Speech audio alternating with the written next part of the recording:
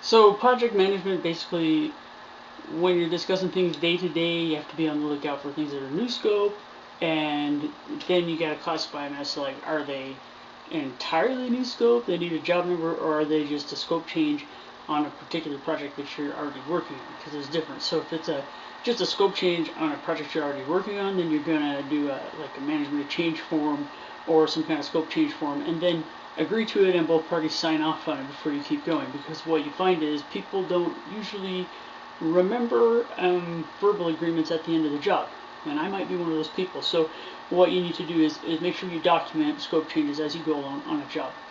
Um, so if it's a bigger change, like it's an entirely new job, then you're going to need to assign a project number and give it some sort of a name. And you might think, well, do we really need to do that? We're kind of a small outfit around here. We're pretty informal around here. Yeah, you really do, because you need to keep track of where one job, begins and the next job, one job ends and the next one begins. Otherwise, things get kind of messy. And then come up with a scope of work document and describe the scope and the deliverables for that job, because the deliverables are pretty important, because what you're going to do with those is you're going to figure out what the heck is it going to cost. What you can do is you can take your list of deliverables, and from that you can come up with your schedule. Okay, we're going to deliver at such and such a time, we're going to start up this tank, and then you can work backwards from there and figure out what is it we're going to have to do and how long is it going to take. So from the deliverables, you can work backwards and figure out your schedule and your costs. So the deliverables list is pretty important.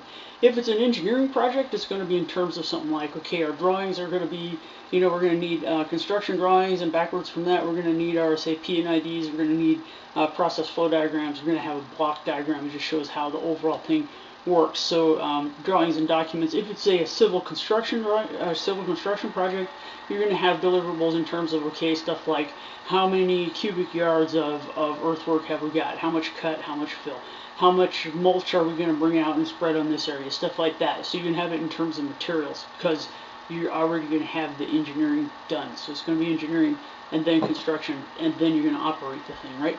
So you're also going to have things like physical scope limits and exclusions. So it's going to be important to say, okay, what are we not doing on this job? So maybe somebody else is doing, say, the SCADA portion of the job. So maybe my company is going to design the piping and the physical parts of the plant other than the SCADA. So we're doing electrical, heavy electrical, somebody else is doing SCADA. So make sure that's in there. So from your deliverables list, then you're going to do your schedule and your cost estimate in terms of your man hours, or in terms of your materials and labor for construction. Put that into maybe an estimating software or a spreadsheet, depending on the size of the project, and come up with your cost. So basically, in a nutshell, that's kind of how you go about project management. There's, a bit more to it, but in a nutshell, that's basically how I would approach it.